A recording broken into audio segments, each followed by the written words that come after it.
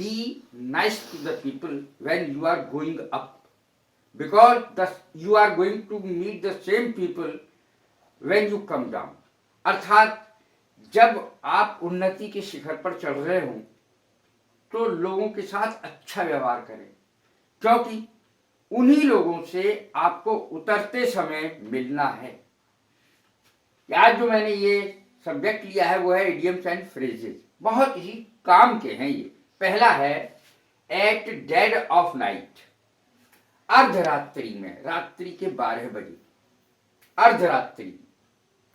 The thieves stole away, चोर चुरा के ले गए। द थीव्स माने चोर। The thieves stole away the cash, रुपया, cash. At dead of night, आधी रात में चोर रुपया चुरा के ले गए, कैश चुरा के ले गए। एट डेड ऑफ नाइट, कितना बढ़िया है ये phrase. The thieves stole away, stole steal की सेकंड फॉर्म है, स्टील माने चुराना, और स्टोलन थर्ड फॉर्म है, सेकंड फॉर्म है स्टोल, पास्ट इंडेफिनिट का सेंटेंस है।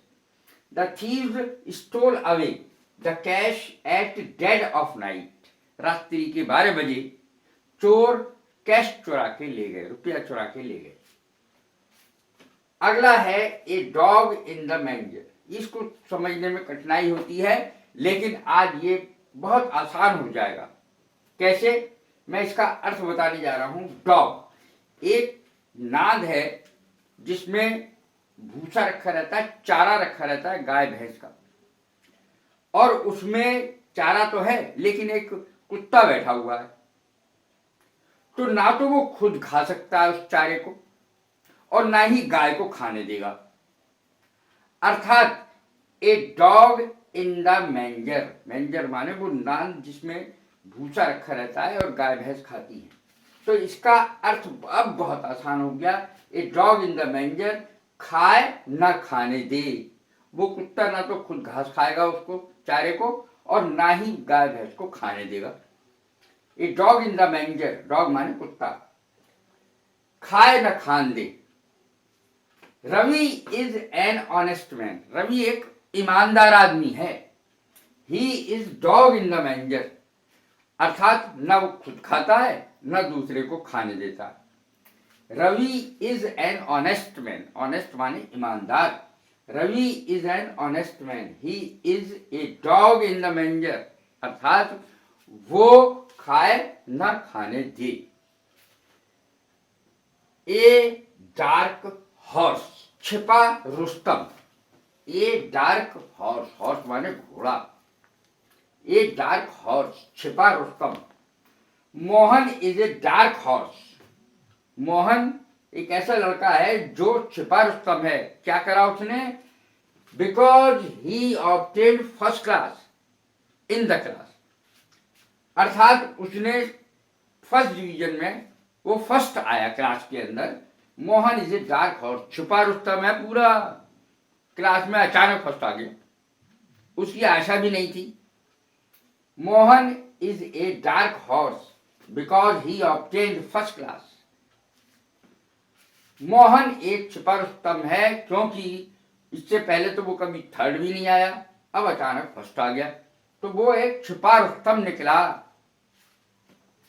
अगला है ए लेम एक्सक्यूज, झूठा बहाना। आपने देखा ही होगा टीचर से झूठा बहाना बनाते हैं बच्चे, हमेशा ही बनाते हैं। कॉपी, कोई टीचर पूछे कॉपी लाओ, साहब घर पे रह गई, एक परमानेंट बहाना, घर पे रह गई, काम पूरा है लेकिन घर पे रह गई। The children always make lame excuses, lame excuse माने झूठा बहाना। The children always make lame excuses, छोटे बच्चे जो होते हैं, चिल्ड्रन जो होते हैं बच्चे, वो हमेशा झूठा बहाना बनाते हैं।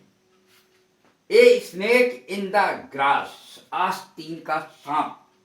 माई friend turned out to be a snake in the grass, snake सांप, इन द ग्रास घास में, आस्तीन का सांप इसकी हिंदी होगी। माई फ्रेंड टर्न्ड आउट, मेरा दोस्त तो क्या निकला? आस्तीन का सांप।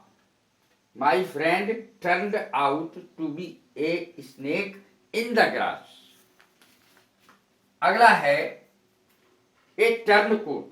टर्न कोट तो आप समझ ही जाएंगे, आजकल दल बदलू को कहते हैं।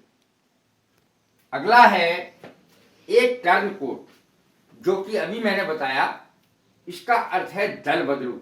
आप पहचानते ही हैं कि दल बदलू किसे कहेंगे, मुझे बताने की जरूरत ही नहीं है। That leader is a turncoat, वह नेता एक दल बदलू है। यह आम बात है, आप समझ ही गए। एक टर्न कोट, कोट माने कोट, जो हर समय कोट बदल ले, अपना विचार बदल ले, उसको कहते हैं टर्न कोट। अगला है बैग एंड बैगेज, बिस्तर बोरिया सहित इसका अर्थ होता है। बैग एंड बैगेज, बिस्तर बोरिया सहित। ही केम एट माई हाउस, यानी मेहमान, कोई मेहमान अपने बिस्तर बोरिया के साथ आ गए। ही केम, मेहमान है समझ लो। ही केम एट माई हाउस, वो मेरे घर आ गया। बैग एंड बैगेज, बिस्तर बोरिया सहित। अगला है बर्निंग क्वेश्चन। बर्निंग क्वेश्चन, ज्वलंत समस्या।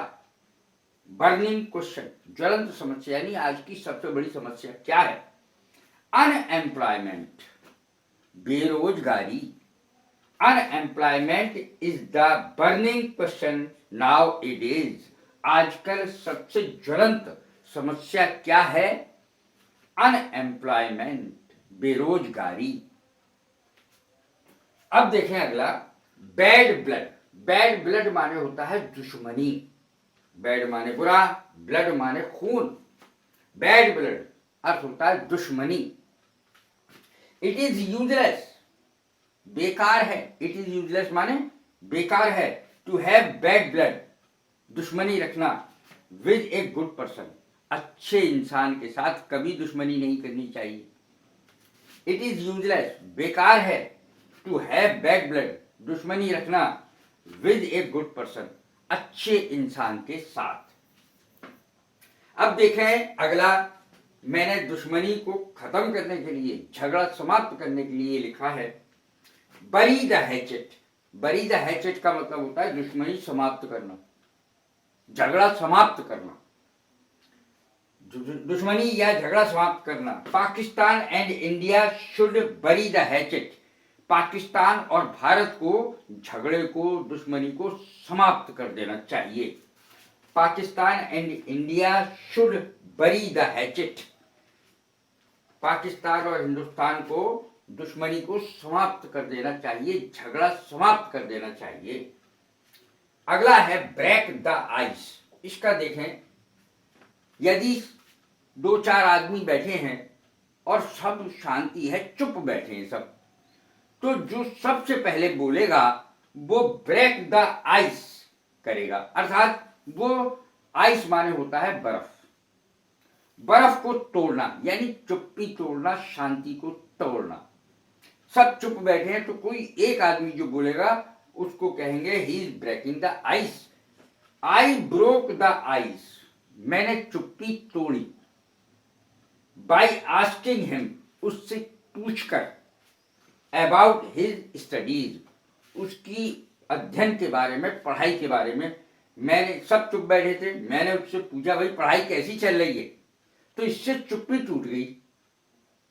आई broke the ice by asking him about his studies, मैंने उसकी पढ़ाई के बारे में पूछकर चुप्पी तोड़ दी। तो ये जो सेंटेंसेस हैं, ये इडियम्स हैं, फ्रेजेस हैं, मैंने सेंटेंस में पिरोया भी है इन्हें।